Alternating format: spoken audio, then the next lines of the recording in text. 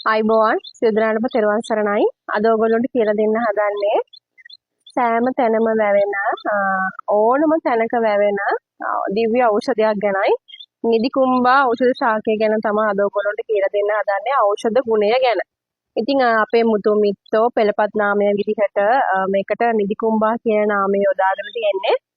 අපි මේ ශාකය අල්ලපු ගමන් මේකේ පත්‍ර ඇකිරෙනවා. ඒ කියන්නේ නිදා ගන්නවා. ඒ හින්දා නිදි කුම්බා කියන නම මේකට යොදාගෙන තියෙනවා. ඉතින් මේ ඖෂධයේ තියෙන ඖෂධ ගුණය ඔයගොල්ලෝ දැනගෙන හිටියද කියලා අද අපි දැනගනිමු.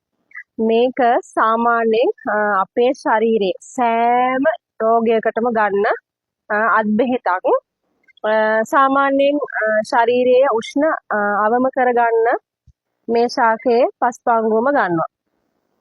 ශරීරයේ තියෙන දද කුෂ්ඨ රත බිබිලි එතකොට වනවලට තුවාල ඔය පැසවපු වනවලට තම්බලා වතුර හොඳට ආලේපනය කරලා සෝදනවා නම් ඒවටත් හොඳයි. ඒ වගේම ගර්භාෂ රෝගවලට අර්සස් රෝගීන්ට තම්බලා පානය කරනවා නම් කසායක් විදිහට මෙම ශාකය ගොඩක් හොඳයි. ඒ වගේම තමයි ඔය යටිපැතුල් පැලිලා ලේ ගලන රක්ත වාතය තියෙන රෝගීන්ට මේ පස්පංගුවම ඖෂධ පැලෑටියේ පස්පංගුවම තම්බලා රාත්‍රියට පාද පොඟවලා පාද විනාඩි 25ක් විතර ඒ ඖෂධ වතුර පොඟවගෙන ඉන්නවනම් ඒත් හොඳයි.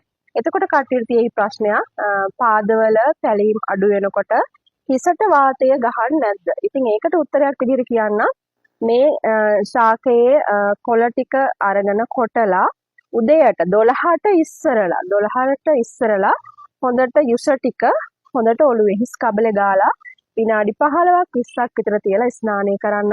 ස්නායු රෝගීන්ට ගොඩක්ම හොඳයි.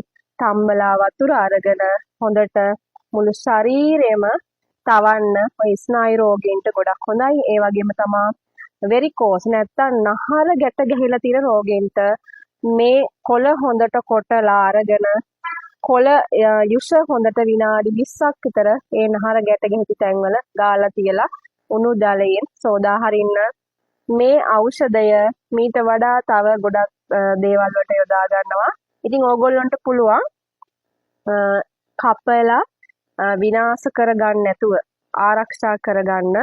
ඒක අපි දැන් හිතමුකෝ දැන් ගොඩක්ම හේන් ගොවිතැන් කරන කට්ටිය කරන්නේ කපලා ගොඩ ගහලා ගිනි තියනවා. ඉතින් අපිට පුළුවන් ස්වල්පයක් හරි අරගෙන හොදලා කැබලි වලින් කපලා ගෙදර තියාගෙන අපේ ඔය තියෙන කසායවල වලට එතකොට ඔය ස්නානය කරනකොට දැන් ගොඩක් පොඩි දරුවන්ට එහෙම නාවනවා නම් මේ තම්බලා දිදිකුම්බ ගහලා තම්බලා නාවනවා නම් ගොඩක් හොඳයි. ඉතින් අපි පුරුද්දක් විදිහට රත්මල් දෙලුම් වගේ කොළ යොදා ගන්නවා, මල් යොදා ගන්නවා. ඉතින් ඒකට දිදිකුම්බ කොළ ටිකකුත් මල් ටිකකුත් එකතු කරගන්න. ඉතින් මේ ඖෂධයේ ගොඩක් ඖෂධ ගුණයක් තියෙන නිසා ඕගොල්ලන්ට පුළුවන් ගෙදර තියාගෙන ඕගොල්ලෝගේ හැම රෝගයකටම ඖෂධ විදිහට අත්බෙහෙතක් විදිහට යොදා ගන්න. ඉතින් තව ඉස්සරහදී තව මම කියලා දෙන්නම් ගොඩක් නිදිකුම්බ ශාකයෙන් අපිට අත්බෙහෙත් හදා ගන්න පුළුවන්. දැනට මේ රෝගවලට මේ ඖෂධය පාවිච්චි කරන්න. ත්වන් සරණයි.